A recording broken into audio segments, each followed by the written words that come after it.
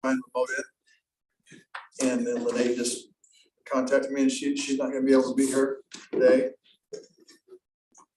I start out with first meeting in 2023 with Chris Shirky and revised it on the water reclamation project. Okay. We should probably point out that we ended. We ended Last year. last year, and now we're kicking it off this You year. guys just keep on going. Yeah, it's a good sign. We're gonna talk about on the flip side of water conservation, in the event that you still have to flush your toilet, we're gonna talk about water reclamation now. So that was kind of a joke. Sorry about that. Thanks for letting us know, Chris. Yeah, that went over well. Just, I don't know if any of you have seen the news today, but there is an avalanche, significant issue that happened on the Provo River, where the river has been blocked to some degree up at Bridal Veil Falls. There's water flowing through. Reed, do you have an update on that? Rick showed me a video that was sent to him right before he came here. Water is getting underneath it somewhat, but it's also able to get around and is flowing down that frontage road that you've probably driven there toward below the highway. So it doesn't look like it's going to back up and cause lots of serious problems. The water's getting around, so we're fortunate that it hasn't backed up significantly. Yeah, KSL does have some nice pictures. Yeah, you'll see that on the news tonight if you haven't seen it on Twitter feeds or whatever. So 60% of our drinking water comes from the Provo River. So you're aware of that. So tonight we're going to be talking about our water reclamation facility, our capital facilities plan. It's been on, the study's been underway for the last 2 years. And I'd like to introduce a few people here. Reed is with our Water Resources Division, our division manager, of course. And then Giles Dempsey, our Water Reclamation Section Manager, will be presenting along with John Mata. And then Jenny Colleron is here as well. So Wayne's here also. oh, sorry. And then Wayne, what was your last name again? I'm sorry. Fawcett. Wayne Fawcett is here as well from Waterworks. So again, they've been really good to work with. They've designed our water reuse facility that will be under construction starting this month. That project, just to give you an update, came in at around $22 million. We've since been able to acquire about $13.5 million in grants, in part thanks to participation and help from the mayor and others, with the city, with Bill Lee, with our Department of Environmental Quality, Division of Water Quality, State of Utah, Utah County, and then a $3 million earmark with the federal government. So we're able to close that gap, call that the inflationary gap that's there. Now we'll be able to pay for a project based on our estimates that were provided a year ago. But again, the Waterworks team provided that design for us. We've been working with them closely for the last 2 years. So with that, I'll turn the time over to John and to Giles to make the presentation. During the presentation, if you have questions, feel free to just stop and we can answer any questions you might have. Thank you very much for the opportunity to present this.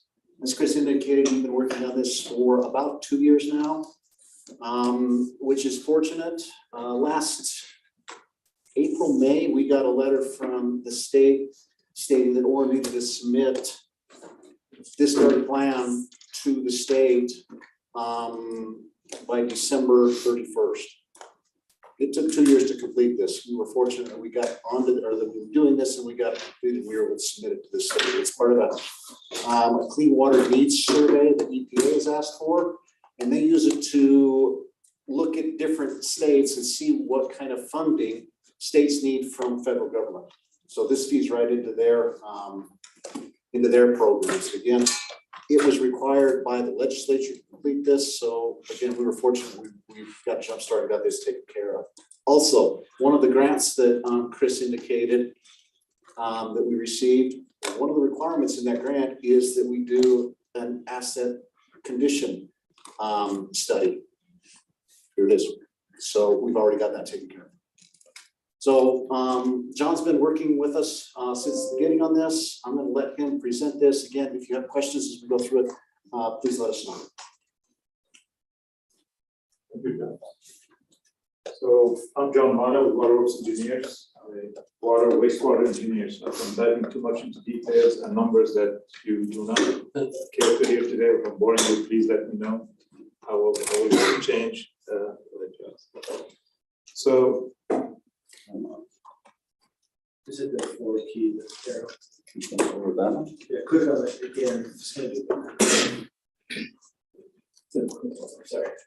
There we go. I got it. So we have an agenda, just to give you a bit of facility background, in case you haven't seen it or you haven't been there lately. We'll give you a bit of process description, what's in that facility and why they have them constructed over the years.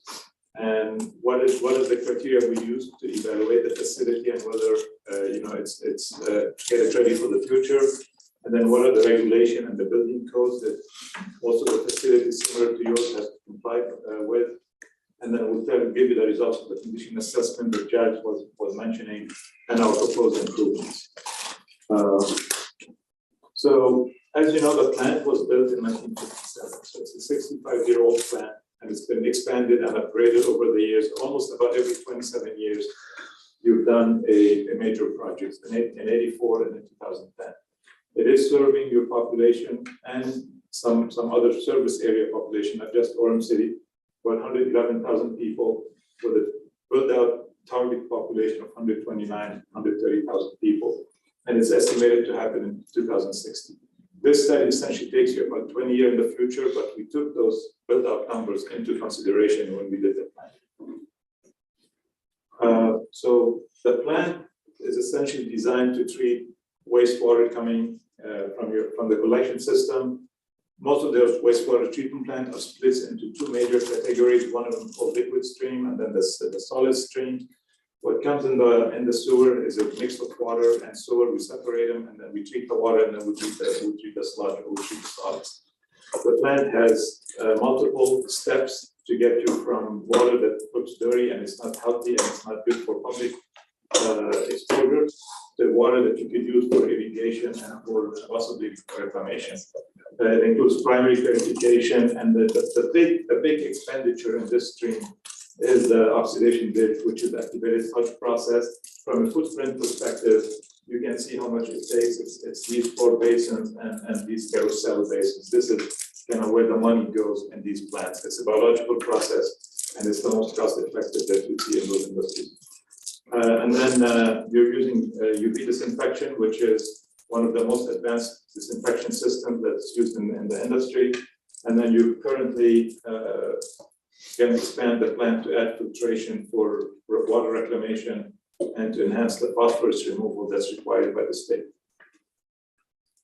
On the solid side, that's when we take the solids that settles in these basins and remove them to essentially smaller basins, smaller tanks, but those are intended to have temperature and time in them, so that essentially, quote unquote, you cook the sludge so that it becomes, you degrade it and you decompose it so that it becomes adequate for public exposure or public use on land applications. You have a 2-step digester system, and that's for a reason. You want to produce Class A sludge, which has less regulatory attached to it, or has less monitoring and less future legal implications. But you can do either Class B or Class A. We also use a dewatering belt press system, which essentially the sludge that comes out of the digester is about 20,000, 30,000 milligrams per liter. If you try to truck that material offsite, it won't be doable. It would cause a lot of issues on the roads, a lot of nuisance, but also it would cost a lot of money. So this facility would remove the water up to, remove the water by about 5 times. Instead of hauling the full quantity, you would be hauling about 1/5 of that quantity. And then you have some sludge holding tanks in case you want to stage the sludge management. Go ahead, Judge. Other facilities that are important, but they're not part of the treatment process itself, is water system that supports all the equipment. The odor control units that you need in order to prevent any odor nuisance to the surrounding areas, noise mitigation, and then the electrical and the control systems to essentially power and control all the equipment you have down there. And what's critical about these systems, the control systems, unfortunately, then that's the nature of these systems. You gotta keep updating those systems. And at that plant, some of them are already outdated, and it's been hard to find replacement parts to keep them maintained. Go ahead, Joe. So how do we evaluate the plants? We look at the water, how much water is coming into the plant, and how much solids are coming into the plant. So from a water perspective, we look at the fluctuation during the day, the seasonal fluctuation, and the annual fluctuation, because each one of these have an impact on a different part of the plant. And what I want to point here is that back in 2010, the project design assumed a 13.5 MGD annual average day capacity of the plant, which is this is the amount of water that the plant receives on an annual basis, divided by 365 days. And then there was an assumption for a peak hour of 21 MGD, 22 MGD. Based on the data we've analyzed over the last 5-6 years from 2014 to today, that peaking factor actually went up. And then we expected for that, once the plant goes to build out, instead of seeing 22 MGD, you're going to be seeing more like 32 million gallons a day. So it is not unreasonable for a plant of this size to have these spikes in the flow. And this is essentially the highest, maybe 2 or 3 hours you're going to see in this plant over a year. But you have to plan for it because you don't want any spillage, you don't want anything that comes out of channels. Go ahead. The other one are concentrations. So wastewater is not about water, it's mostly about the concentration that's in the water. It's about the organics, it's about the solids, and it's about the ammonia and the phosphorus. And these values changed with the community and how it mature and it ages. So we've seen these numbers essentially going up. In 2010, there was an assumption that the BOD and the TSS are going to be 350. In your case, actually, we found in the last 5-6 years that it actually came down a little bit. We normally expect these numbers to go higher because of water conservation. So the more you conserve water, the solids concentration goes up. So this is not very unusual in the area because of the amount of infiltration and inflow you have in your collection system. But we planned the facility for a range, for the 260 all the way to the 350. So you're covered whichever way the concentration changes for the future. Just we can go to that. Okay, that's the next one. So then for the expensive facilities, for the activated sludge process and for the digesters, what matters isn't just water or the concentration, it's the combination of both. You want to know how much mass you're putting into these basins and how much they can treat on a daily basis or in order to be able to meet the permits. And as you can see, your permit, your plant is designed for about 40,000 pounds per day of BOD and of TSS. And actually the BOD is the organics and the TSS is So for now, you're about 2/3 the way there. And depending on how the city develops and how you get there, you have enough basins in the ground to take you through build-outs. So that's the good news. The bad news is that there's a lot of mechanical system that supports these basins that have to be refurbished and improved and expanded. This is a short summary of where we apply each one of these factors. We don't have to go through it unless you're really interested in how we design wastewater treatment plants. It kind of tells you the various parameters that we use for the various areas of the plant. So you have the plant, you have the facilities, but then what is it built for? It's built to essentially clean water and to follow certain regulations that are specific, that are required by the federal government, state, and local I have a question. communities. Mayor, can I ask a question? When we took a tour of the place, whatever it was, 3, 4, 5 months ago, we didn't hear that it was outdated and that it's old and needs a lot of help. Is this did others hear that differently when we took the tour? So I'm getting a little confused on the tour we took. The people who were on the tour, who was with us there? Were you, Reed? Were you? Did I miss something when we took the tour? I didn't get a warning sign then that we had a. I think we said we're going through a capital facilities. I grant you that, yes. And there are areas, the areas that we took you to were primarily some of the newer areas. You showed us the best. Yeah.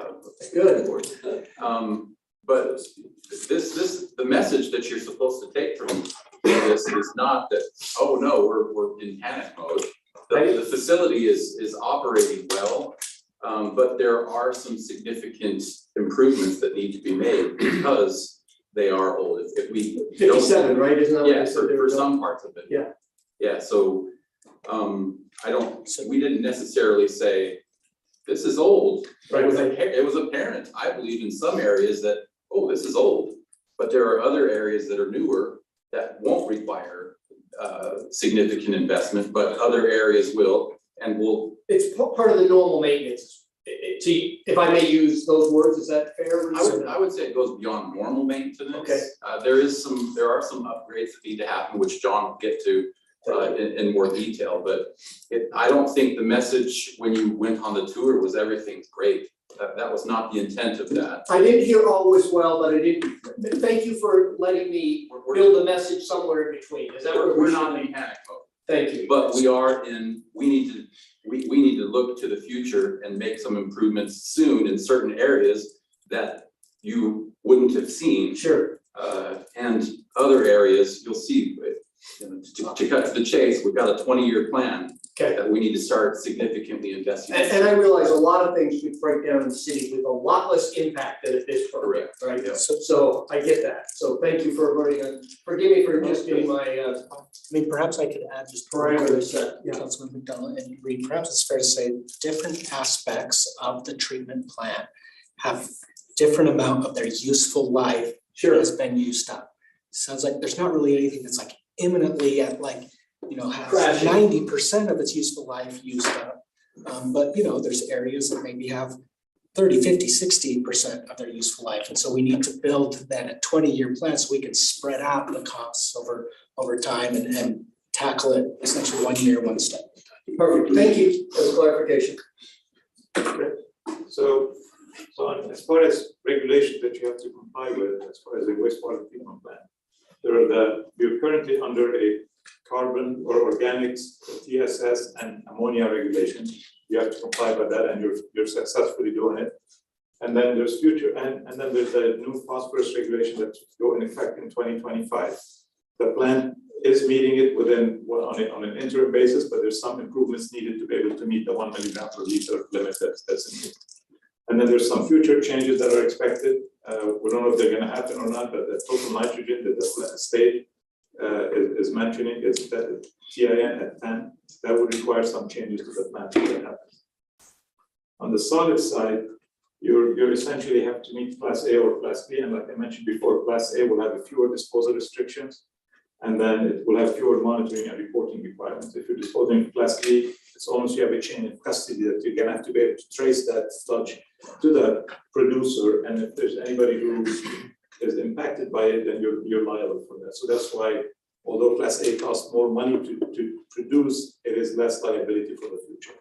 The challenge with sludge disposal, and it's something that everybody's facing because it's an unknown in the future. There's less public reception to land application, which is the most cost-effective means of disposing of sludge.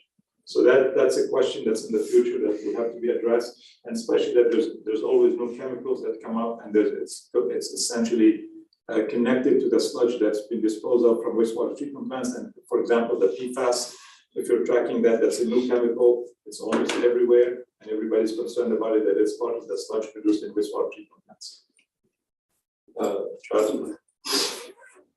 So the other items that is, because of the plant aging, I mean, you can have an older structure that is very well maintained, which is actually the plant operation, the plant management are doing a great job maintaining your plant. You walk to the plant and it's all the equipment is very well maintained, all the buildings are, looks clean and painted, and they're very well kept. But that doesn't hide the problem that is, you are in a seismic zone, very active seismic zone, and most of the plant structures do not meet the current seismic code. So that's a decision that as a team we have to make, and we can have some recommendation on where we should apply it and where you can live without imposing this control. The other code that essentially being an issue for treatment plants is what they call the NFPA 820. It's under the National Electric Code, and this is about safety that can to prevent areas and treatment plants from fire and explosion in wastewater treatment plants. So this code requires certain air changes in some environments that you have to produce in order to remove the potential or the hazards of causing explosions in wastewater treatment plants. And some of the areas of the plants that you have, that the Orem plant has, does not comply with these requirements. The other issues we found in the plant is there are some safety concerns in some areas. I'm not saying it's across the entire plant, but some equipment is tight to get to and to maintain. Other problems is that there's some major facilities like pump stations that you need them to operate and to have enough redundancy that are lacking redundancy. And really the reason they're lacking redundancy, for example, if I mention the primary effluent pump station, it has an old screw pump station that was built, I think, in 1957. And then there's a newer one. So they still use the capacity of the old pump station that is really hard to operate. And when you operate it, it generates a lot of odors. So that's one of those decisions you have to make. Do I still use the old technology, old pump station that is not easy to use, or do we expand the newer technology? Go ahead, Jeff. So after we considered all these items, we get to the condition assessment.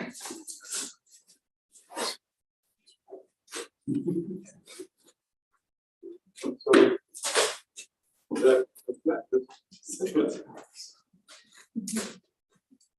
the plant staff essentially has compiled a list of all the assets at the plant. It's about 880 assets.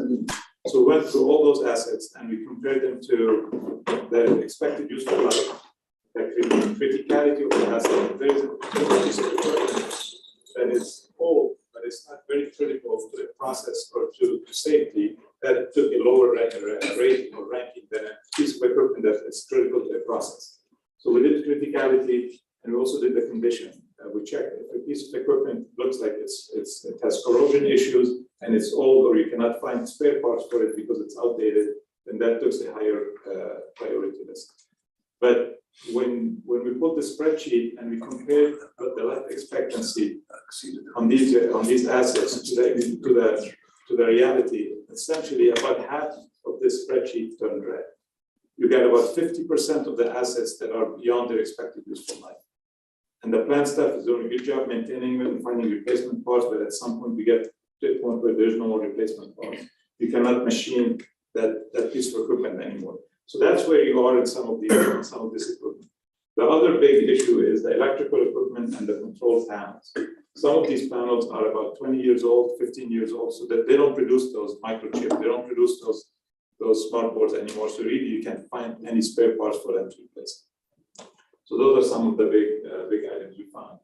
And just to give it a high level comparison, if you're going to build a treatment plant today that is 15 MGD that has all the features and all the processes that this treatment plant has, it would cost you about $400 million.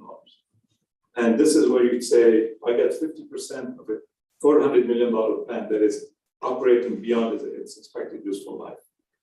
We're not saying this is where you are today from a financial standpoint, but just as a reference point, as a comparison, that would give you kind of a gauge of where other facilities, other plants are. So the way we established the framework is we try to balance risk with budget. You don't want to just go in and say, oh, nothing meets seismic code, so we're going to replace the entire plant. I don't think that would be something reasonable to do. But what we did is essentially the buildings that have occupancy, where the operators have to go in and do maintenance. And essentially, if a building is damaged by a seismic event, it will take the plant out of operation. Those are the buildings we said we have to comply with the seismic code in these facilities. The basins that are in the ground that are actually very expensive basins, although they don't meet the seismic code, but you have so many numbers of them for each process. You have like 4 aerial oxidation ditches, you have 2 or 3 primaries, you have 4 clarifiers. So if you lose one of them in a small seismic event, you can still function without that basin.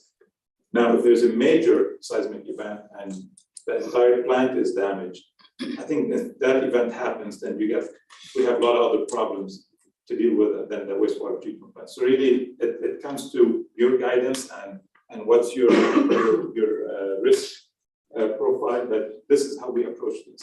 Let's look at the critical piece, critical elements, let's look at the safety elements, and apply the seismic code. That's not applying to other basins that do not have safety elements to them. So you're not, that's not on the fault area though, is it, for the plans? Actually, you're not too It's far. 4 miles from Yeah. the outside building. It is? Yes. It's also in a really high liquefaction area, which means when the ground starts to shake, it turns to liquid. So. And then we understand that every municipalities and every community, you have budget constraints and you're dealing with other facilities, you're dealing with other infrastructure and a lot of expenditures. So we understand that you don't want to come in and say, I'm just going to fix the reclamation plan. So phasing becomes very important. We prioritize the facilities that would need us, immediate attention. We made it part of phase 1. Phase 2 are also critical elements, but they can wait another 5 or 10 years. And then phase 3 are facilities that you say, I can do them or I don't have to do them depending on what happens with the community or what the way the plan develops. Phase 4 is essentially contingent on whether the state enforce the total nitrogen limit that they're discussing currently. So this is how we bucketed them. So this is phase 1, 2, 3, and 4. Unfortunately, phase 1 is the longer list, but because it deals with the seismic code in some facilities, it deals with the NFPA code on some facilities, and it also deals with meeting the phosphorus limits for the plan that you have to comply with in about 2 years, year and a half. Phase 2 is also code compliance and safety compliance, and then phase 4 is the total nitrogen limit. Go ahead. So that's how we compile in each phase, and we've assigned 1 to 5 years. That's definitely something that can be discussed, or it could be rephased. But this is the first cut of how would you specify, how you divide the project for funding purposes. Those are 5-year increments? Those are 5 years increments, and this is they're 5 years increments because we do 5 year increments in every master plan. It don't have to be 5, it could be 7, or it could be 10. But bottom line, the phase 1 facilities are what's critical for safety and compliance. And if I might add, many of you might recall that one of the reasons why we look at things in 5-year increments, because one of the next phases here would be looking at different sources of funding. One of the different sources of funding we'd want to begin to evaluate is impact fees. What amount could impact fees cover in terms of these identified projects? And state code talks about 10-year planning windows as it relates to looking at applicable fees. For the next 5 years, so it's like $10 million a year. Is that, $12 million a year, that's $60 million. Is that built into our budget? A sewer is an enterprise fund, is it not? We don't want to see rates go up dramatically. Is this built in? Can we do this without a major rate increase? I mean, I think that's part of what would be the next phase of the assessment here. Is to look at how we pay for it? Okay. Yes, and ultimately what's feasible, right? And how do we spread it across over time?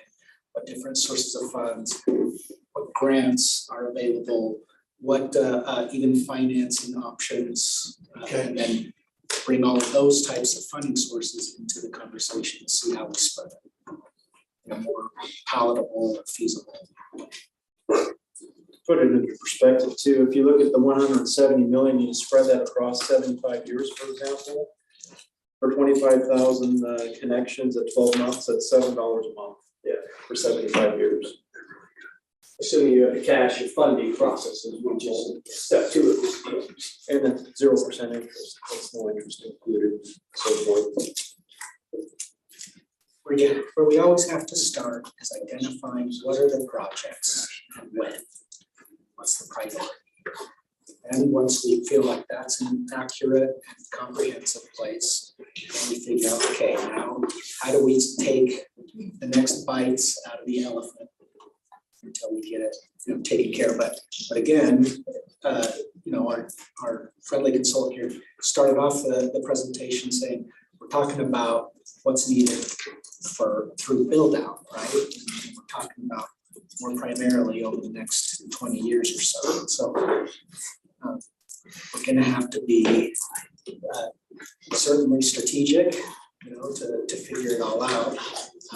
But just like we have in the past, we go through the process. Now we've got the full information, and so now we figure out how we eat the full elephant. It's important to keep in mind also that our facility treats not just the sewage from Orem City residents. It does 100% of Linden City and a percentage of Vineyards as well. They will also be responsible for their proportionate shares. Reeds, how much is that for both of those? About 20%. Is it that high? So it's like 15 to 20. 15 to 20 there. Also, if you look at so you could break this out by, well, what portion of this is attributed to structural age, or what's attributed to fire protection, or for seismic, or for fill in the blank electronics. Your computer lasts 5 years or 6 or 7. We have a lot of electrical components down here at the facility that have to be replaced probably on a 7-year, 10-year basis, not unlike our home computers. But also we have the overarching regulation of the US EPA and the Department of Environmental Quality through the Division of Water Quality through the state of Utah. What they're doing with the regulations and driving these regulations to become so stringent is everyone else is in the same boat. So for example, Provo City, just for their phosphorus and nitrogen removal, they're gonna have to spend around 160 million for their upgrade. Phase one, For 115. 115 for their Phase one. Central Valley is going to look at about $400 to $500 million. Salt Lake City is over $800 million, almost $1 billion. And we're looking at 160 million for probably a 20-year plan, but not all of this is attributed to nitrogen and phosphorus, whereas those other plants numbers are strictly nitrogen and phosphorus as far as I understand it. So comparably speaking, these are huge numbers. And we understand that it was a bit of a sticker shock when I first saw this back about 8 weeks ago. But it's a very detailed and proactive plan moving forward. It's a very responsible thing to do. And we're required by state law to do so. I mean, quite honestly, we do have a great example in a recent water reuse project about how these things pan out. That was to the point, it was in a past capital facilities plan. We started to go down the process of costing it out. There was a point at which we had literally said, well, we can't do it. We don't have the money for it. Then we start to look at grant options. Good chunk of it will be paid for out of grants. Some of it is through the ongoing utility revenue that we have, and then some of it is associated with a little bit of debt service. So again, that's what ultimately we'll have to figure out to see what is feasible when, but it's sort of an iterative dynamic process that'll happen over time.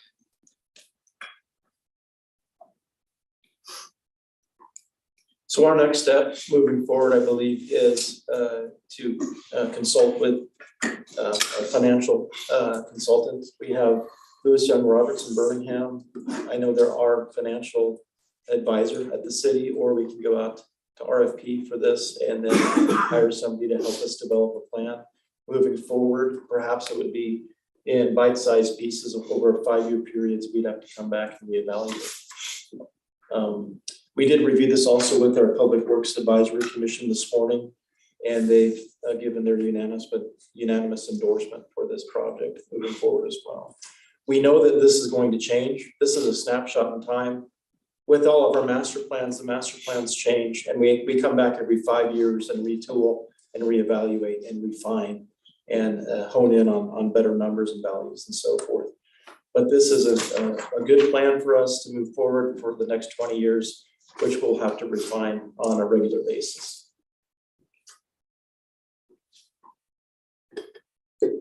Chris, were there any other sort of questions or concerns that were brought up by the Public Works Advisory Commission that would be interesting for the council to be aware of? We did talk a little bit more detail maybe about Class A and Class B biosolids. So our facility can treat 2 different grades of biosolids. Class A And B, Class B, you can actually market, you can sell that. Meaning that's the biosolid product that you can put in a fertilizer type form that can be land applied. We produce Class B biosolids right now. We land apply 100% of that. We save about $250,000 to $300,000 a year annually to land apply all of that. We don't dispose of that. We'll try to be very environmentally conscious and use that and repurpose that back into the earth. So that was one component. I would say the biggest question that they had is one that has already been brought up: how are we going to pay for this?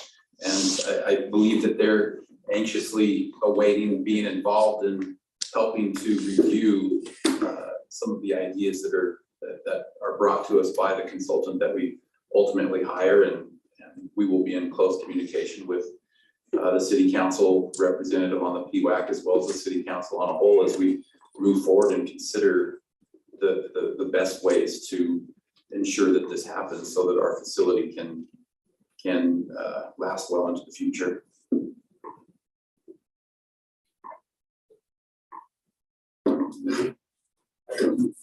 Any other questions, comments, suggestions? When will we come back together and look at this again? With more pieces of the puzzle. I guess what we ultimately need is what you've seen here, what's been given to you. You support the direction that we're going, that we need to invest in our wastewater treatment plant, and yes, let's move forward and figure out how we can make this happen, essentially adopting the plan. And if we need to do that in the general session and give an abbreviated presentation and ask for the city council to take action, that's probably a step that needs to happen. And then, or do you want, I think we would like to have it adopted, and then we know we have marching orders to figure out a way to make it happen through, with a consultant to help us determine mixture bonding and whatever other funding sources are available. So I think that's probably our preferred route, is to bring it to you, endorse it, and then hire the consultant to help us figure out how to pay for it. And ultimately, I mean, just practically speaking, we always bring back anything that would affect our utility rates or our impact fee. That's always a very extra public process. I don't see that there's a lot of choices. Yeah, Other than, that's what we feel we you hire a new consultant, they tell you something different, but, you know, I mean, I don't see it based on the information we've got. The information we've got from our consultant, as well as what we see other communities doing, they're all facing similar things and needing to make these investments in these very important facilities. Right. So it's not like you just say, okay, well, we'd like to pass. right. Yeah, We'll go to the outhouses. yeah, we have thought it. We have previously done the water, the stormwater, and another wastewater plan. Those were the wastewater plan that we did previously was the city water collection system, the pipes that bring the wastewater to the facility. We've been reviewing the facility to see what are the needs to make sure that it's going to last well into the future, and that's the presentation we're giving here. This is what needs to happen so that we can continue to provide this essential service to the community and Orem citizens as well as the state. How long, like 20 years from now when you're done, how long does it last in the future after that? Time for a 5-year plan. Again, we would revisit this every 5 years. There are structures out there that will probably go another 30 years with no problem at all. There are other pieces out there that I lay awake at night wondering, is it going to make it till tomorrow? Mm-hmm. So Orem has done a very good job of funding the treatment plant, of doing the maintenance to that plant. Again, if you look at the slide that says we looked at 800 and some odd assets. 50% of those are well past their lifespan. They're still running. That's because my staff has done a tremendous job doing the maintenance, making sure things are working like they're supposed to. City councils have done a great job of putting funding in place for some of these bigger upgrades. We did the last one in 2010. It was a big upgrade. Okay, it put in new facilities. We still have facilities from 1957 that we're using. I have tanks in the ground that are 1957. I have MCCs that are 1983. MCC lifespan is about 20 years. They're past. And I know right now, if one of those fails, I cannot get a replacement part for it. They are not available. So we do the best that we can, and we're doing a great job. That facility is in full compliance of every permit that we have. We are exceeding those numbers. I have been here almost 5.5 years. We have a perfect record. We have not violated that permit. You talk about the seismic, you talk about liquefaction. Yes. How does this realistically fix that? What we looked at and applied to that is our occupied buildings. We have a dozen or so buildings that people actually occupy. We would go in and either retrofit those or rebuild those to current seismic codes, which takes into account which seismic zone we're in, how much liquefaction would we expect. I was part of the work that was done up at Salt Lake City. We did 3 digesters up there. Those digesters have 96 piles under them that are almost 100 feet deep for these very things. This is the things that we look at when we do the engineering, and we take that into account. And these facilities were built in 57 and 83. We didn't do that. We don't have any piles. The codes weren't in place to say, you need to do this. They're in place now, and that's what we were designed to. It's kind of the same thing you're doing with this building. You know you've got structural issues with this. You know you've got seismic issues. The best thing to do, rebuild it. Build it to the new codes, so that if there is an earthquake, the building will stand. It's the same thing with the facilities down at the rec plant. We would build it to the new codes that take into account seismic events, liquefaction. So we look at those things as we do the design. For Krogo, for the bioreactor, for the new basins, I think they spent about $7 million on ground improvements to make it suitable for the site. But again, I would add, we bring to you a fleet replacement plan each year, right? And we base it off of factors, and we replace the ones that are most needed. We'll essentially go through a similar process here of what can we afford? What should we prioritize first? What do we feel like, is good to last another year? So again, you will be a part of sort of that process to continue to refine how do we move forward? How do we make this work financially? And that's exactly what these plans are, is we go through, we identify everything. We looked at every asset we have. It's now in a list. Now we get to prioritize. And based on budgets and how we can do it, that's how we line up these projects. I gave a number of presentations for 8 or 9 years before we decided to, build a new city hall building. So that's just kind of the way it goes. On a treatment, you can bucket the facilities. You get the concrete basins. I'm a civil engineer by education. I became a water wastewater engineer. Concrete structures that are 50 years old, don't scare.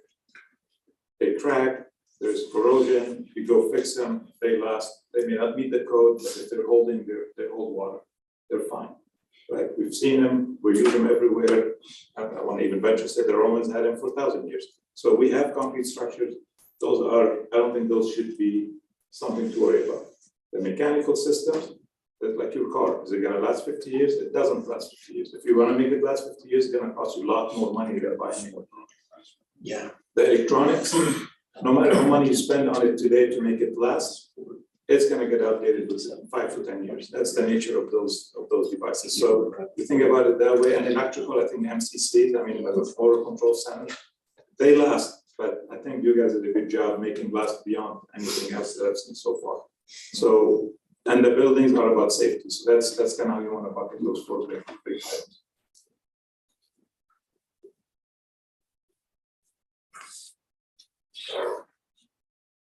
Based on this, is this basically the critical path? Is there any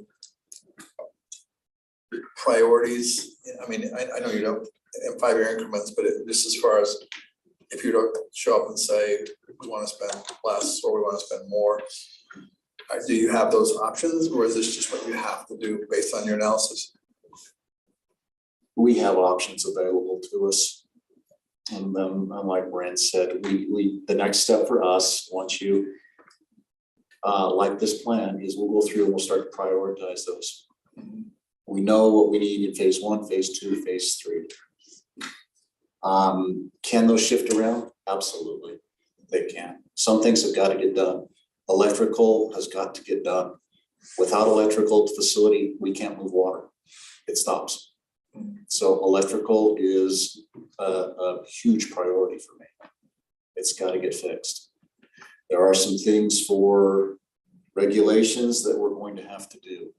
There are some hydraulic issues that we have got to fix. As you can see from the one slide,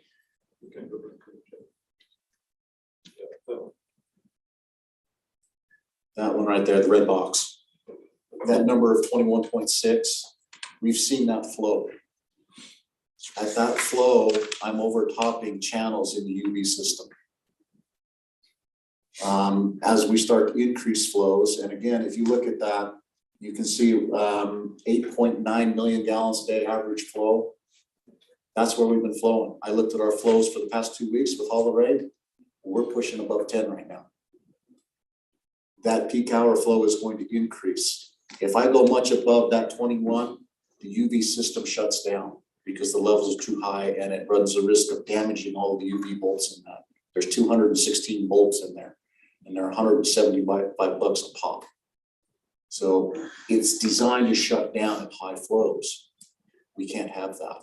So we have some hydraulic issues that must be fixed because I'm seeing flows above, I'm seeing flows at that, and I'm concerned they're going to go above that. And again, if you look at the models, we run the models and check them. When we hit 13.5 million gallons a day, we expect to see peak flows of 31 MGD. So some of the hydraulic issues we have to fix. UV is one. We got some headworks issues that we need to fix. So yes, we have a prioritized schedule, and that will be part of the financial plan when we get to that point, is we will put that in and prioritize it. Projects 1 through whatever. So that you can see that. And if we can move a project around, great. If we can take a project that's in phase 2 and it makes sense to do it in phase 1 for saving money, we can look at things like that.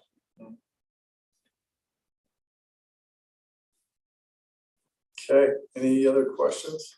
Do we need to do anything at this point? No, this is for your information. We just wanted to make you aware that we've completed this plan. Allow you some time to digest it a little bit, bring it back to you for formal adoption in the near future, and let you understand that our intent is to get a consultant on board to help us understand what our options are to pay for it. Okay. All right, well, I appreciate you going through that presentation. Thank you very much for the opportunity. So this was, this presentation was sent out to, I believe, each of you yesterday, so, You just, it was the one we sent out yesterday is the actual plan. It's about 270 pages long with all of the attachments. So if you, we can resend this presentation to you. You'll receive this today. With you, if you have any other follow-up questions or concerns or suggestions, then we're always happy to take those into account. Okay, sounds good. I guess we'll go on to the second item on our agenda. we've got a discussion, proposed amendment to see code section 2-7-6, exception from bidding requirements. That's Brandon Steve Rowe. Take care of that. So I'll perhaps start it by giving some background information on this, and then Steve can speak to the finer points of the proposed purchasing ordinance amendment. If you recall, just briefly brought up in the past that with the significant inflation increases that we're all experiencing. As we've begun to try to go through essentially new bidding scenarios, what we found is that the people for different vendors and contractors, when they're projecting the cost into the future for like a multi-year contract, under the current inflation conditions that is quite volatile, they tend to do a conservative estimate of what they think their costs are going to be well into the future. And then they come back and they want to give higher bid pricing. And so the purpose of this potential bidding exception for your consideration that we would bring to you at the next council meeting for adoption is essentially to have a very specific way where if it's to the benefit of the city and allows us to manage smaller over time increases rather than what we are seeing would be a very large increase if we went completely out to bid right now, then we'd like to be able to essentially again, when it's to the benefit of the city, extend an existing contract to manage, maintain, lessen, spread over time potential inflationary increases. So that's some of the background of what we're kind of facing and what we're trying to deal with.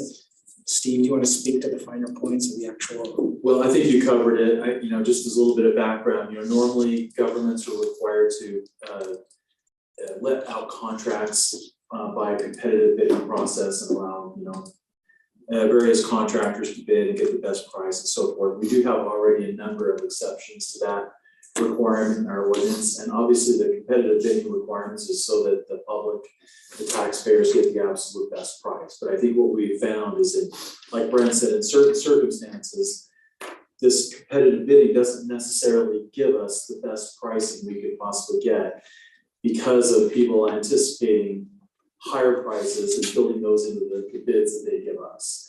And whereas if it was more of a short-term option where we can extend this existing contract under this exception, we might actually get a lot better price for the public and taxpayers. So that's, we prepared this additional exception. It's really designed to only apply in unique circumstances that frankly probably very few of us have seen in our professional career. So, Is there a dollar limit? no. But there is sort of a not an explicit time limit, but I think the implication would be, or the expectation would be, that these would be relatively short-term type extensions of the contract, so that when conditions normalize, economic conditions normalize, then you can go back to that normal competitive bidding type process. So this basically means we take all the risk on the upside, but if the price of lumber goes down, they benefit from that, not us. And no, I would say it's kind of the opposite of that.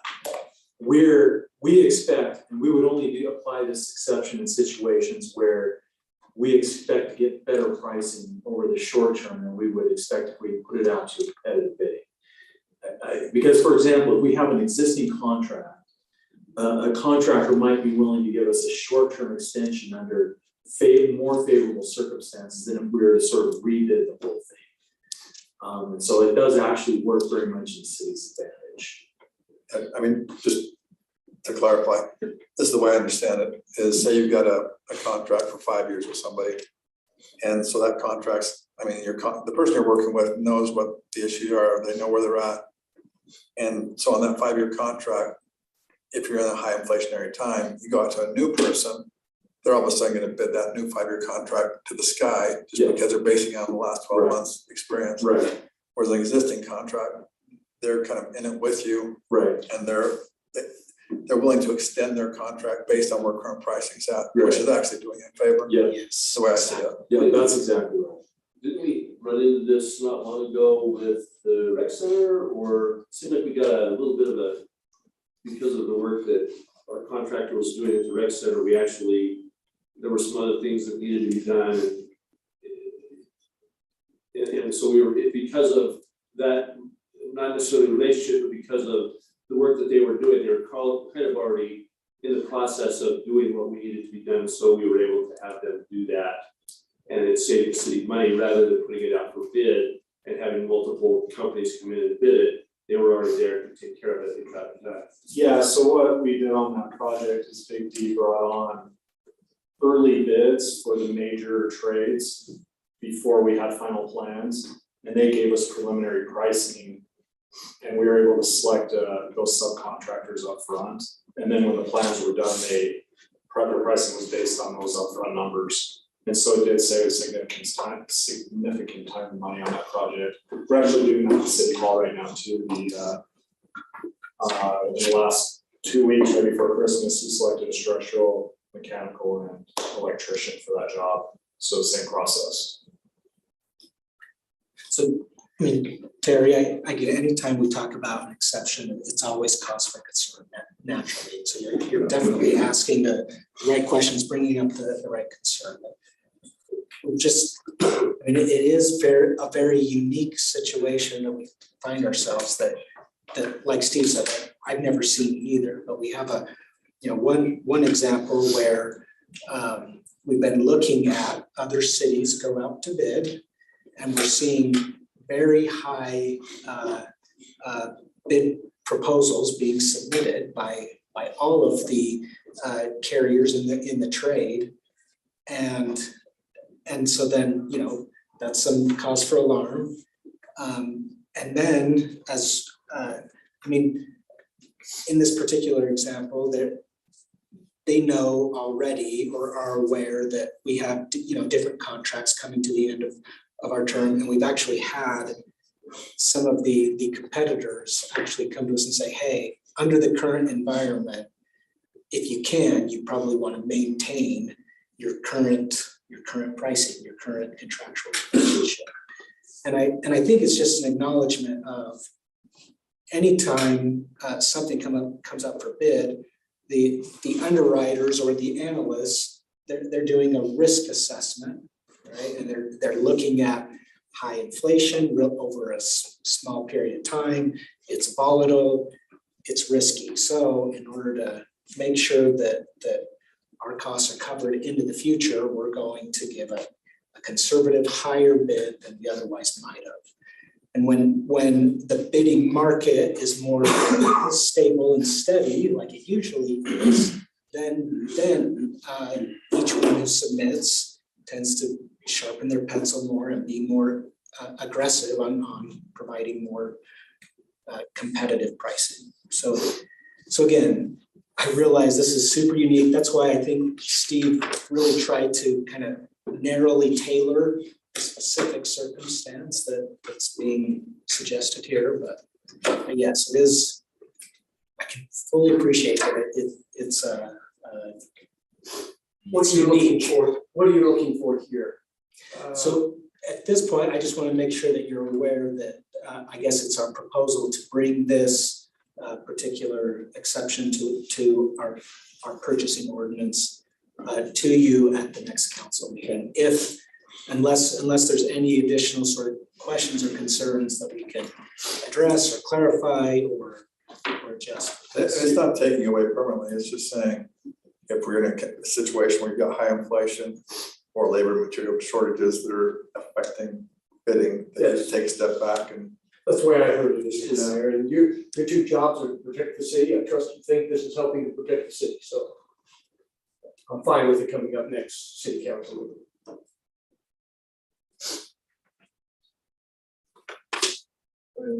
Concern, questions? Sounds like a good move to me.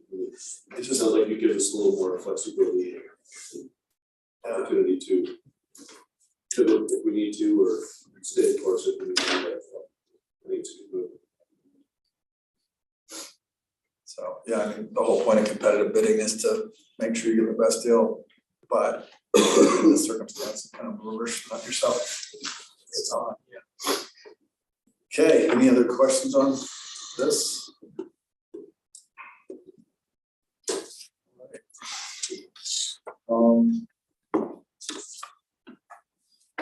Let's go ahead and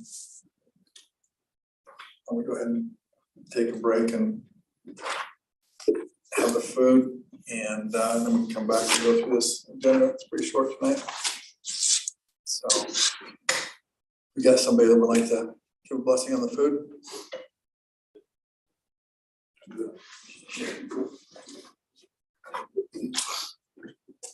Our Heavenly Father, we're thankful for the opportunity this evening to meet, and we pray this food will nourish and strengthen our bodies. We're grateful for the opportunity to serve the citizens of Orem. We pray we'll be sensitive to represent them in the best way possible. And we say this in my Son, Jesus Christ.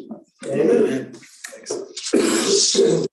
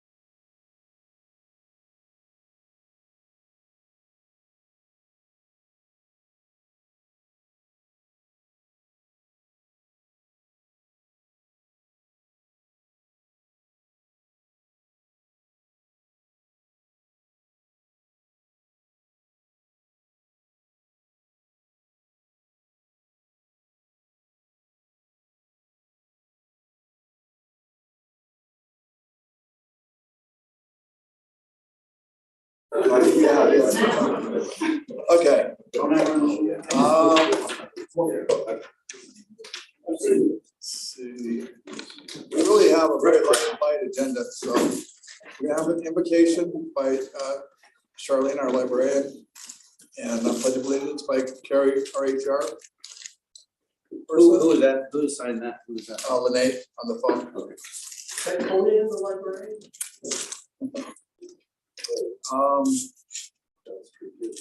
And then we got some personal appearances, consent items, only scheduled items. We've got our public hearing on amending the agreement dated October 22nd, relating the property at 380 East, 240 North. Maybe you skipped approving minutes. Which ones are we approving? Because I find only one of them came out, August. Yes. So we're just approving August. Second.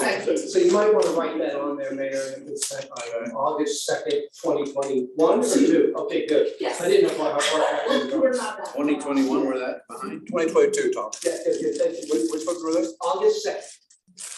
But the December ones we talked about, but we never got. Okay. Not quite ready. Okay, thank you. Okay. And then there's 9.2 public hearing, 9.3 public hearing. And then Brent's got a few things and then we'll be done. So we might. Set a record. We'll be record, yes. You can do it, Mayor, we believe in you. Okay. Yeah,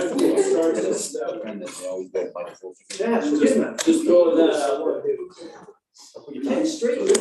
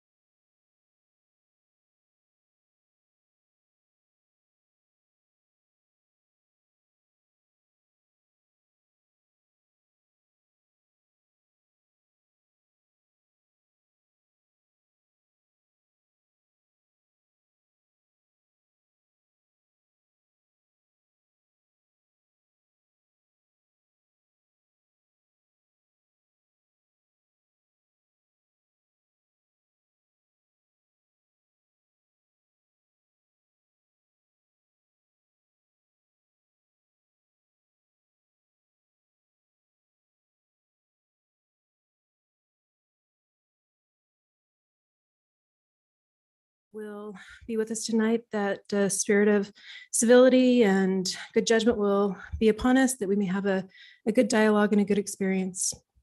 Father, we ask a blessing to be with those who serve the city, that they may be watched over and protected, particularly those who have responsibilities to be out in dangerous weather conditions and other dangerous situations. Father, we love thee and we're grateful for all those who serve, and we say these things in the name of thy son, Jesus Christ. Amen.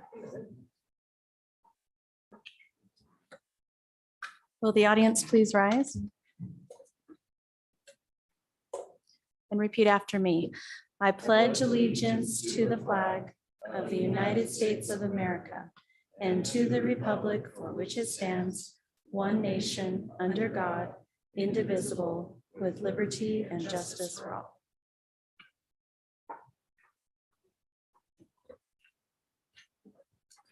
Thank you to both of you for that. Next, we've got the time that we've had set aside for personal appearances. And we've got two people that have signed up for that. And so each of you will have 3 minutes. And first we'll have Mike Christensen.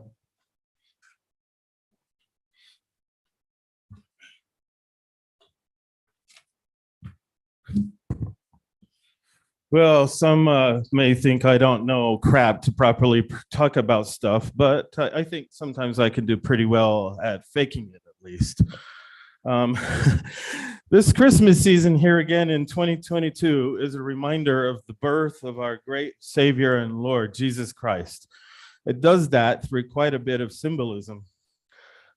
Councillor McDonald, one of my old stake presidents, knows, and I guess that you all know, that this exalted man we're celebrating right now uses symbolism in many ways to depict his gospel principles. Certainly none of you would dispute the prominent role that symbolism serves, right? Since it's found in countless situations, both eternal and carnal, I'd like to address a concern that we Orem residents have. The other week, we opened this Christmas season with your great lighting ceremony out here with these beautifully lit trees. And I can speak for at least one resident when I say that we want this tradition and look out front to continue indefinitely. As media czar Wiffley posted on Facebook about why and where you had planned the new building to go, that gave a lot of us concern about the removal of a handful of these trees. Oh, but there will be just 5 less significant ones. And I understand that the disruption minimizing reason for wanting to build there, but it's actually not a completely disruption-free arrangement. Right now, we have the beauty of that mini grove out on the prominent corner of State and Center Streets, with the business end tucked behind instead of sticking out in front like a sore thumb. Of course, while we need government, we're opposed to big government. And the problem is that the new spot would interrupt the beauty flow with that symbol. This is not the look that we want our city to have. We feared this would turn our friendly look from Family City USA into the stony look of Government City USA.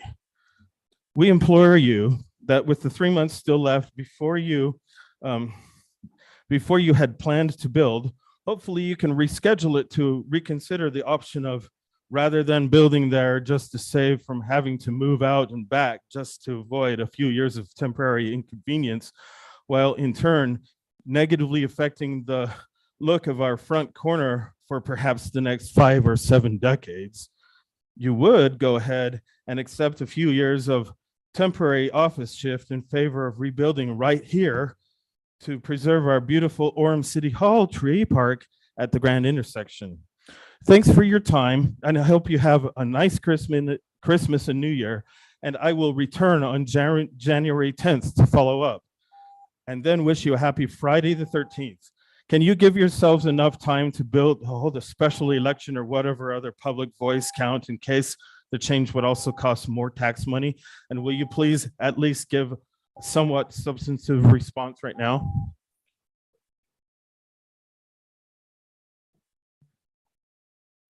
Thank you. We don't really respond generally, but what I would encourage you to do is usually it's Steve Downs. Is Steve Downs here still?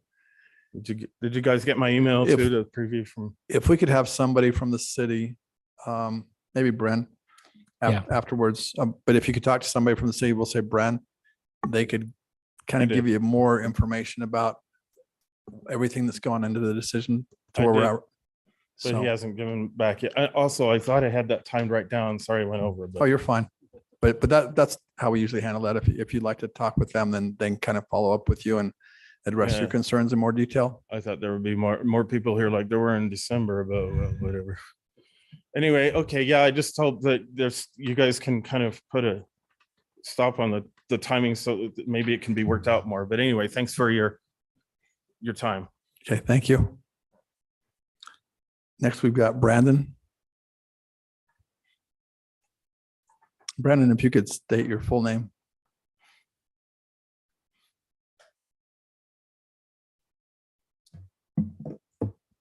Hi, my name is Brandon Young and I'm an Orem resident of 38 years.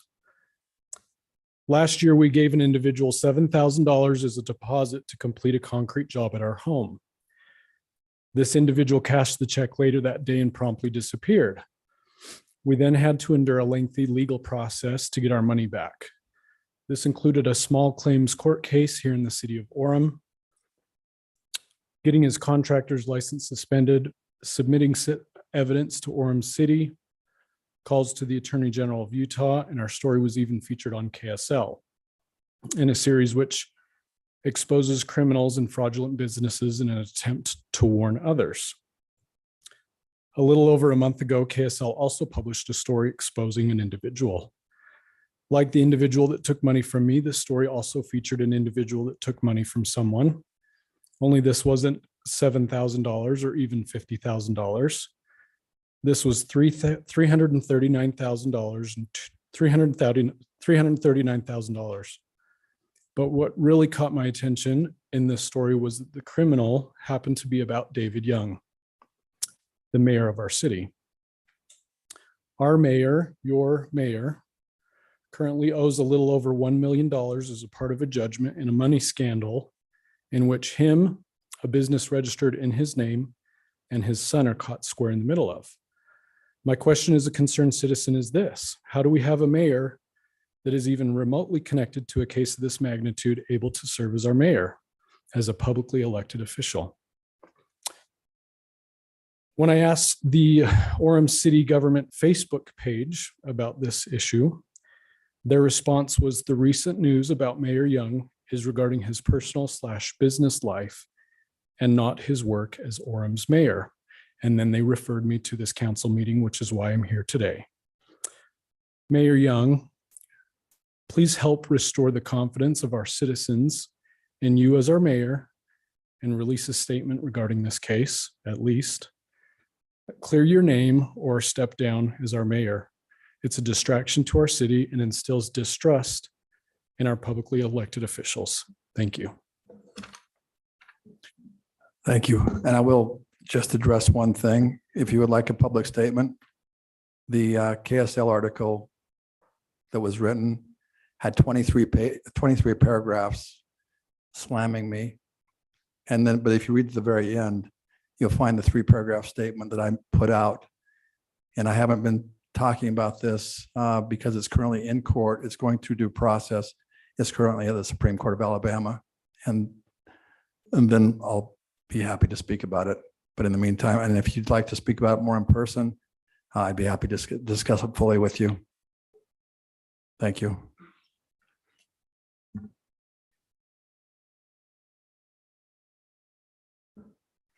Okay, let's move on to the consent items. We've only got one thing on there, the approval of meeting minutes for August 2nd, 2002. Move we accept those, Mr. Mayor? 2022, 22. sorry. Yeah, 22, sorry, yes. 22. Move we accept August 2nd, 2022. Second. Aye. Aye. Aye. Aye. Aye. Okay, the minutes pass. I say aye too. Oh, Oh, Debbie's on. Debbie, where are you? We hear you. Where's she coming from? Okay, now we'd like to move to a public hearing, item 9.1, amending the agreement dated October. I'm in St. George. Okay. Okay, welcome. Moving on, item 9.1, a public hearing, amending the agreement dated October 22nd, 1993, relating to the property located generally at 380 East, 240 North, to modify certain use and occupancy restrictions pertaining to the subject property.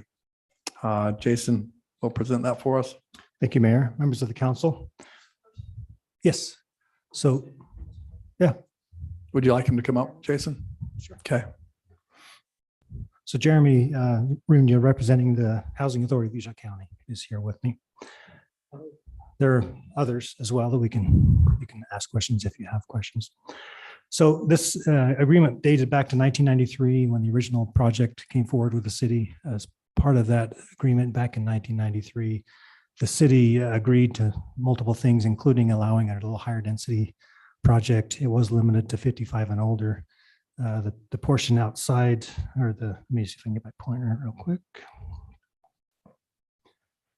So you can see on the screen, this building up front was approved as an assisted living facility, and it's been operating as that for a while. And the owner of the current facility, who's here tonight, is now wanting to sell. But there is an agreement back in that agreement in 1993 that limited, that made Orem City a part of that agreement and had to approve any modifications to the agreement going forward. The Housing Authority of Utah County wants to come in and partner with the Scenic Academy of Provo, which treats those young people at the ages, I don't know the total age, with autism and other disabilities. And so what they're proposing to do is convert this area into 21 units that would be single units occupied by one individual, and allow them to live in this facility and get some experience on how to live on their own and be a part of the community. The existing facility in the back will remain as is, and Mr. Unia will be renting them to the seniors that qualify, and they're on their list and will eventually be all of those that are part of their facility. This is the picture that you can see from 4th East. As you look into the facility, you drive by it typically all the time. You don't really notice what's going on there. So the proposal, again, is 36 units in the back, 55 and older. The unit up front will be 21 single units. So what's before you tonight is an amendment to the agreement to allow them to allow Scenic View students or graduates to come and live in that front portion and be a part of the community. And then the other portion in the back, the 36 units, will remain the same. But it does need city council approval to amend the agreement. So a couple things in the agreement. One is to allow, like say, Scenic View Academy graduates or equivalent program to live there. And or if the county decides that they don't have enough students, they could rent it to a senior as well that qualifies in that facility as well. And so that agreement, number 20 in the agreement, will be updated to allow for that. And then there is a condition in there that it is limited to one person per unit. There is a limited number of parking, 30 parking stalls total, which Mr. Unia may get into. I'll show briefly what his description of the parking currently is and how they're using it in the other facilities that they own. But 21 units for the assisted living will be converted to those single units. So a total of 57 units. The other one is to modify 2, which allows the city to consent to the fact that they want to sell it to the Housing Authority of Utah County, and the ability for us to transfer that up. All the other obligations that are part of the agreement will still be applicable. So anything in 3 and 4 just outlines that the existing agreement will also be in play, other than the minor exceptions that we're making. If you can see this well, but he kind of outlines, and maybe you want to explain the parking, but based on the usage that they have at other facilities and the fact that a lot of students at the Scenic View Academy either don't have cars or don't have driver's licenses, collectively they work together so that there shouldn't be, and most likely will not be, a parking issue even with the 30 parking stalls. So the Planning Commission did review it and did make a recommendation that the council update the 1993 agreement with the modifications outlined. Be glad to address any questions. What was the vote like from the planning commission? It was unanimous. Thank you. So Jason, I've got a question. So on the 21 unit building, how many units are there now? Is it 21 or are I they believe it's gonna? 21, yeah. And then, so the Utah County Authority, that's a county, so do you pay taxes? Yeah, so the Housing Authority of Utah County is the entity that I represent. I'm their And do you executive pay director. taxes? Would you pay? So we property are a taxes? quasi-governmental entity. We are not a taxable entity. Okay, so we were getting taxes before, correct? Property tax, yeah. Property taxes.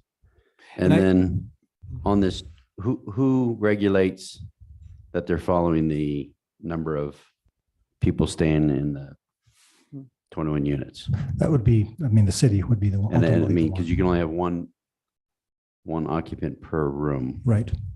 And So- then you're mentioning about parking. So where is the parking? I mean, I can see parking stalls, but So let me go to, oops, this picture. So you got a parking area right here, and there's a few stalls that you go around the cul-de-sac. There's some right there.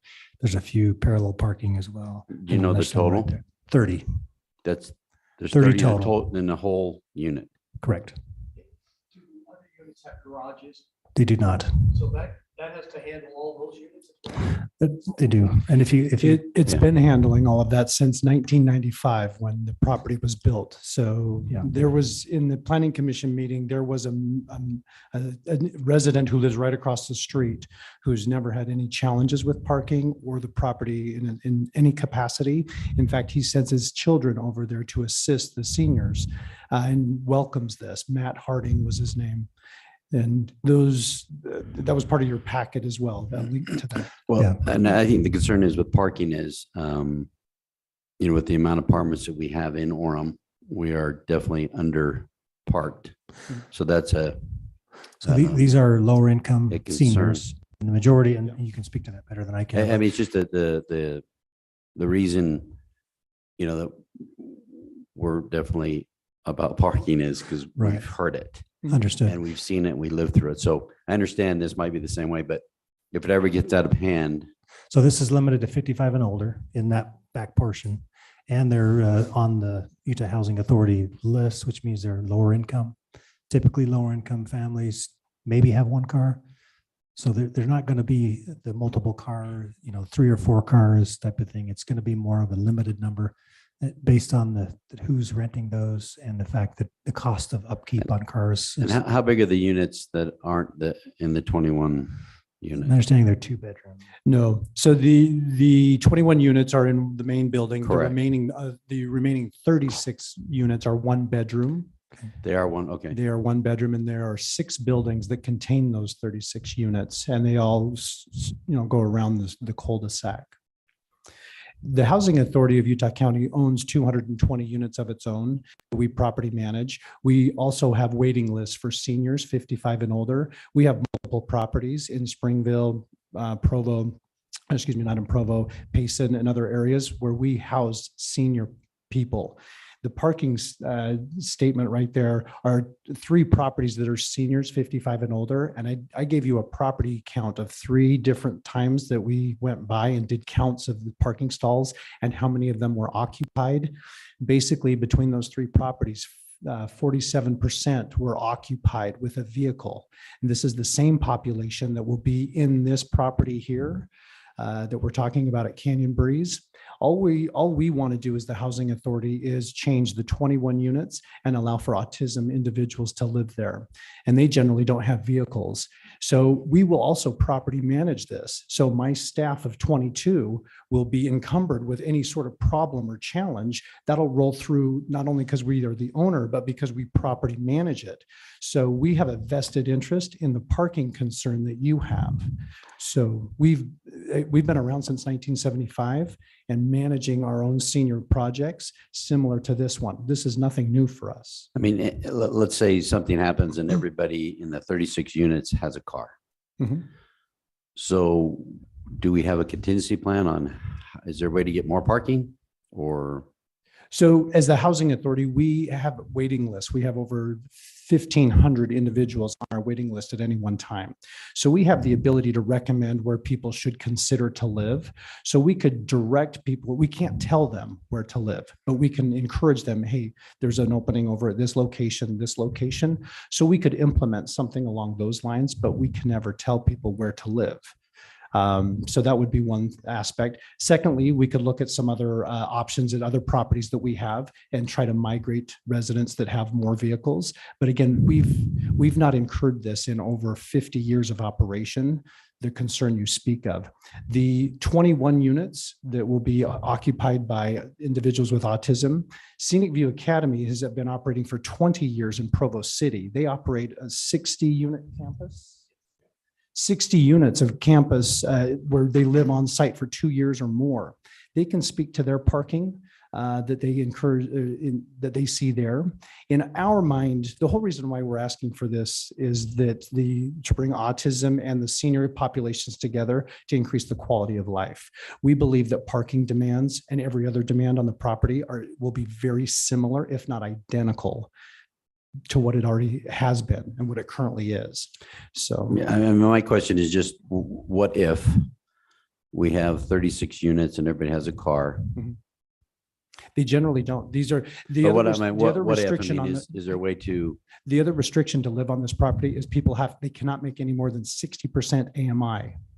So that is a significant, they're very affordable individuals that live there. If you make more than 60% AMI of the area, you cannot live there. You do not qualify to live there. And so you asked, hey, who manages this? There's another entity that has a recorded restriction on property other than Orem City, and that's Utah Housing Corporation. That's the entity that provided the financing to build this property back when Orem City recorded it. So they too have a vested interest in this. They audit that property and the files on an annual basis.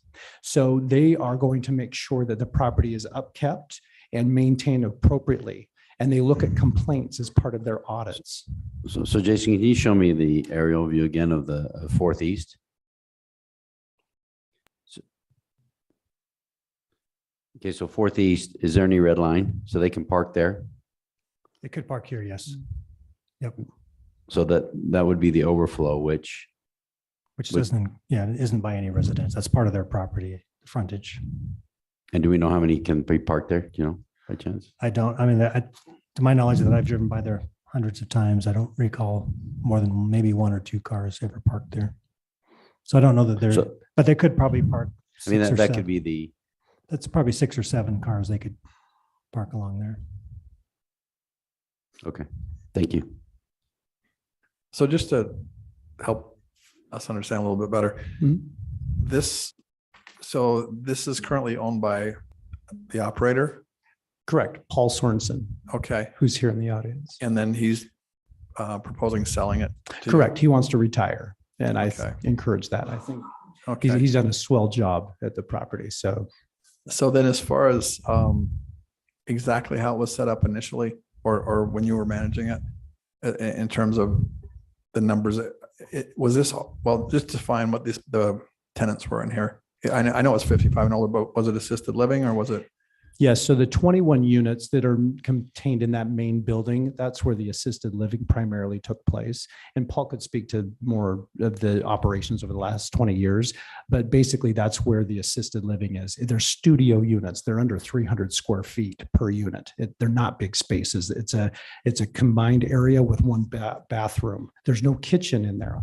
So there was no parking demand from that part of it, right? Except for visitors, maybe? Correct. So we're saying, hey, city, can you release the age restriction on those 21 units? And we want to propose that Scenic View Academy have exclusive rights to just those 21 units and bring their graduated students or near graduation in there to become more independent living. And most of them don't have driver's licenses. And if they do, it's very few. So therein lies the similar dynamic with the senior population, affordable under 60% AMI, and the autistic community in terms of access to vehicles and driver's licenses. So again, we will property manage this. On my staff and I do not want to have the challenges that Commissioner Spencer is speaking to. And so we've done extensive analyses over the last 6 months as it pertains to our senior population. So we approach this with a similar concern that we don't, when you drive by this property, we don't want you to know that anything is different other than the name. So I'm just trying to understand. So essentially the assisted living is going to be replaced by people with autism that will be staying there, right? Correct. And Now, and that should be the same demand as far as cars. yes, and so that parking dynamic that of the 3 properties that I have, one in Springville Right. and then 2 in Orem, But then- American Fork. But that then moving outlines that. over to the separate part, Stay the same, that'll same stay the population, So- same So what restrictions. you're saying is nothing's really changing as far as the number of cars in the property, right? Right. Okay, that's what I was trying to get to. Oh, my apologies. Yes, nothing will change other than the restrictions, but the parking demand, you drive by, you shouldn't see any more cars in the parking lot. The overflow out there is a huge concern for us. Okay. I show that we'll need 70% of those stalls to operate as it has been operating. Okay, and then the entity that's purchasing this is a county entity, and that's why it's there's no tax. So we're looking at doing an LLC through our legal counsel to set it up as a standalone entity. That the major member of that, or the managing member, would be the housing authority. So I don't know that I necessarily understand the taxing dynamic, but the property received, or the property tax last year was about $18,000, something in there. So Orem City's piece of that is what, $1,500. So the economic impact is $1,500 to your budget, but what's the benefit that we're providing for 12 months? I would dare say that that benefit that we as the housing authority would provide for this, with this autistic community, will well surpass the $1,500 in tax base. Okay. Do we have any other questions? And I think too, if you look at the view, I mean, I think you could probably change the parking if that, you know, it looks like there's quite a bit of room that you could maybe add some parking stalls if it had to. Right, yeah, I mean, you could park. So I don't think that should be an issue. I think you can adjust maybe the parking or put lines somewhere that would. not push We down on will go in there and rehab the 21 units and put some kitchenettes in there so they're more functional. And part of that analysis will also include redesigning to the best configuration possible the parking there. So at a minimum, we won't have any less than 30, but I expect there to be a few more stalls. Yeah, and I applaud you for doing that for the autistic. I think that's an excellent use of space, and I think that's you should be commended for doing that. So, well, you should really hear from Scenic View Academy. I think you'd be more impressed with their ability to express who they are and what they do. no, I think that's good. You could, you know, this little community here could all fit together, and I think it's great. So, thank you. Jeff, you had a question? So it's my understanding that all of the autistic adults that will be living there will all be graduates from Scenic View Academy. Is that right? And that will be overseen and. So I'll allow, it's not my meeting by any means, but whomever from Scenic View can speak to that better. But the Housing Authority will exclusively set aside these 21 units for Scenic Academy. Whomever they decide to put in there is who will go in there. We will just have a 12-month lease as the landlord and the property management, but Scenic View Academy will manage the individuals who go there. So. Thank you. Ryan Miller, Program Director at Scenic View Academy, worked there 15 years. And so it would be graduates, but also those in the last phase of our program that have passed through our skills phase, you know, shown that they can live independently on our campus, and then work on applying those skills in an off-campus setting. So, yeah. Do you have other places that you're having your graduates go to live to be the next step, or? Yeah. So we have, in fact, Janae Hicks that's here is an Orem City resident, has been a mom of one of our graduates who's also here, and can even speak to that. But yeah, we've been doing this for many years. We have a lot of different locations that are mainly just for our graduates or those that are in the last phase, but not something that we've been managing offsite. We have been working with Provo City, and they're building a 74 unit complex. It's on 85 North and 100 East in Orem, and 30 of those units will be something that we'll be managing. And is this for your graduates that come here and live? would this be a transitory to going completely independent, or how does that work? So the Provo one will be like completely if for our graduates to stay. And then this one will be kind of a hybrid, I guess. Like some will be staying and others will be kind of maybe coming for a year, and then once they're even more independent, they may choose a place that's closer to their place of work at that point. Yeah. Any other questions? Mayor, Terry? well, I just need to do a little full disclosure here. So I was one of the original trustees of Scenic View, and it's an incredible facility. I'm no longer a trustee, so there's no conflict with me voting. But this is an unbelievable place. And I wish all of you could be a fly on the wall and go to the Christmas party. I don't know if it's changed from when I was there. It's been a while ago since I was there, but one of the residents made fudge.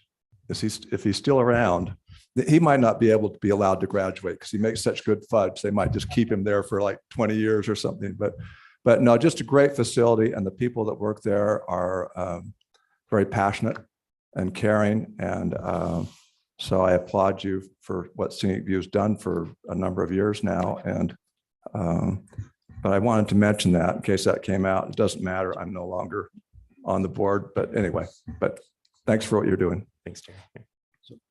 So Mayor, I got another comment. So on your staff that's there full-time, how many is that going to be through the day and night? Okay, so from the ownership and property management, we will have a property manager, and then we have a maintenance. And so depending on the level of maintenance, the maintenance person will not be dedicated outside of whatever the current need is, but the property manager, we will have our own office from property management. Scenic View Academy will also have their own separate office for their staff. So it'll basically be double staffed, one from a property management perspective, one from a client services perspective. I mean, just my concern is, sometimes we get wanderers that wander off. So how do you attempt to help those people not wander off? Oh, help because I think you call the police or whatever, and so that the police force might be on another call and they have to come. So how do you remedy that? We have 2.3 miles away is our campus, and there we have 24/7 coverage year round. And so if there isn't someone that's on site, 2 o'clock in the morning or something, we would have someone that could respond. We also have a crisis response group that's on call and ready to jump in for. So there's not going to be somebody there. There'll be people there quite a bit of the time during like peak needs and peak kind of teaching opportunity times. But not like at 1 o'clock in the morning. That's not the plan right now. We don't see any of the students that would be reaching that skill level, needing that kind of like 24. And if that occurs, then maybe you have to change pace and adjust, I guess, because this is something that reflects our whole program, and we're nationally recognized, and we take a lot of care for our students, and if there's something that is any kind of pattern, we'd be addressing it. We'd be all over it. And that just be a concern because they do wander, and we want to make sure they're safe, but that we don't pull all the police officers off, the streets. And so, okay, thank you. Also, from a property management perspective, we also have an on-call 24/7 individual. So if there is a challenge, we could also be responsive if that's necessary outside of what Scenic View would provide. I will make a comment that the little patch of ground right here is a really good place for a campaign sign. So yeah. Nice. Any other questions? Okay, we'd like to open this up for a public hearing. If there's anyone who would like to speak here from the public on this topic.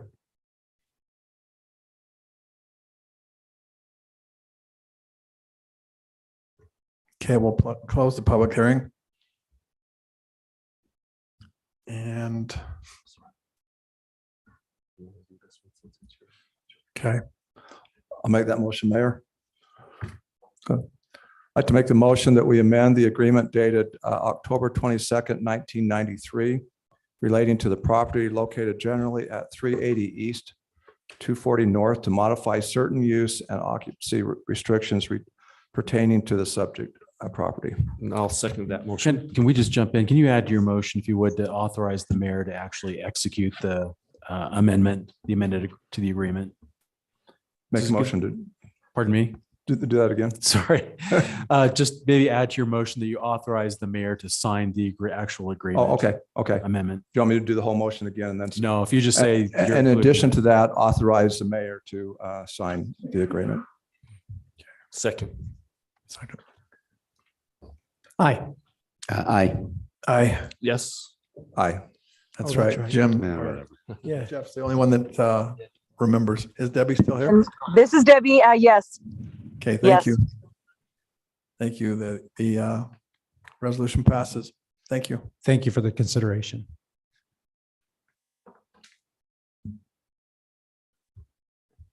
Okay, next we'll move on to item 9.2. It's the public hearing amending section 2.1.1 of the general plan and the general plan map of the city of Orem by amending the land use designation from mixed use district to community and regional commercial along State Street. Jason will tell us about that. Thank you, Mayor. This is simply a cleanup to match our general plan with a zoning that was approved by the council back in January, February of last year. So it's simply just taking, if I'll just do a comparison. On the left, you can see the blue, the mixed use, which was part of the districts. We're taking it back to the original configuration prior to those districts, which are C2, a regional commercial and community commercial, which match the zoning either C2 or C3. So it's simply just modifying our general plan map to match the current zoning that's in place. This is what we've already agreed to, Jason. The zoning's already been The done. red on the right is what we've agreed to. Yes. Thank you. Yep. So this simply just takes it back to match the zoning that we had prior. Any questions? Do we have any questions on that? Okay, well, yes, Terry. So not a question, Jason, but just a couple of comments when I was looking at this. It's been almost a year ago that there was a change in the State Street Master Plan. And the plan, which is now part of the cleanup that Jason's talking about, stopped the high density apartments, which was the master plan on State Street, which would have added over 20,000 people living on an already congested street. So with the election last year, we then had enough votes because of the new people on the that were elected and those that supported this to change the State Street Master Plan. And David Spencer alluded to this a little while ago, that Orem's already over 45% rentals. The high density apartment residents also have rights. And you were also talking about that as far as parking goes. And that was a concern we've heard from people that live in high density apartments, is that they don't have enough parking. So that's also something that they have rights as citizens to be able to have the right amount of parking. So I just bring this up, Mayor, because we're celebrating. This is almost a year celebration from when you were elected, and Lene and Dave Spencer reelected to stop. And Tom, sorry, and Tom, yes. Well, he's so far down the end there. I can. But What am I, a potted plant? but this Jeff and I are already hanging out. But anyway, I think this is a great day, even though this was next month. I think this happened in February. But thank you for your direction, Mayor, and for all those who changed what was going on with the high density apartments. I was up in last summer at Swiss Days in Midway, and they have a sign, "Don't Oremize Wasatch County." That hurts. That really hurts as a lifetime resident of Orem. So, I just celebrate what's happened this last year and the change with the master plan. So we are doing a better job of trying to protect neighborhoods and homeowners, and also be respectful of those that are in apartments so they have enough parking. Well, thanks, Mayor. Thank you, Terry. Do we have any other comments?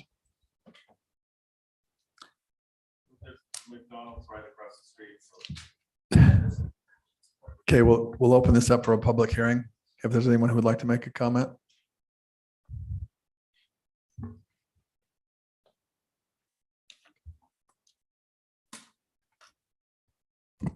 Hey, I'm Karen Adamson. I didn't plan on making a comment, but I would suggest that you vote for this. When we found out what was going on with the State Street Master Plan, that Midtown 360 building sounded really cool the first time that we saw it when they were putting it up in the mall and everybody was walking by, and my husband and I were like, ooh, hey, let's buy something there and live there. Boy, am I glad we didn't do that. And I work out at a gym that's right across from that building now. It is chaos. I know some people who have lived in that building, and if you don't work the typical schedule of a 8 to 5, those people have to get up in the middle of their sleep time to go move their car to an improved parking spot during the business hours of the day for other people, or their car gets towed while they sleep because there's not enough parking. So doing what the State Street Master Plan was gonna do and add all those 20,000 people would just make this city a terrible place to live. My brother moved away from Orem, and now he calls Orem the armpit of Utah because of how busy it is, how crazy State Street is. His children hate to come here and visit because of how crazy it is right now. And with that kind of population addition, I would move in a heartbeat. So I grew up here in Orem. I don't want to move, but with that happening, I would leave. And I know a lot of people would too. Our property values would drop. And so I really recommend we stick with the one you're proposing, go back to what we used to have before the State Street Master Plan, and don't let anything stop us from staying there. We don't ever want to do the high density housing here on State Street. Thanks. Is there anyone else? I'm going to Dave Spencer, want to make a comment? You want to close them? Oh, well, unless we've got people still in the public meeting. I don't know if this is the correct board to address this, but I feel that if the 850 bus line were allowed to go along Orem Boulevard instead of through State Street and was expedited through various means, that could address the parking issue at Midtown. Because it is a pain to get to your bus and then you see, oh, I still need to cross the street and it's State Street, and then there goes my bus. What was the bus line? 850. 850? Yes. That is all. Thank you. Your name, sir? Brady Hanks. Hanks? Hanks. Do we have any other comments?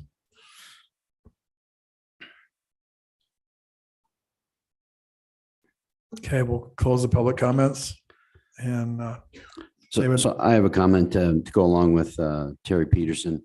I heard from some people just on New Year's Eve that certain people are making comments that if you're not growing, you're dying.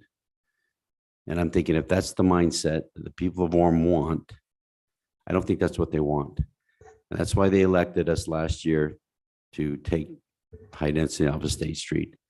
And those that think that if you're not growing, you're dying, maybe you need to move. I don't know. So thank you. Are you ready for a motion, Mr. Mayor? any other comments? I move that we amend section 2.1.1 of the general plan and general plan map of the city of Orem by amending the land use designation from mixed use district to community and regional commercial along State Street. Second. Aye. Yes. Yes. Aye. Yes. Debbie? I say yes. Yes. Okay, thank you. That amendment passes. Okay, last we'll move to Bren, and item number 11 is just city manager information items. If you could.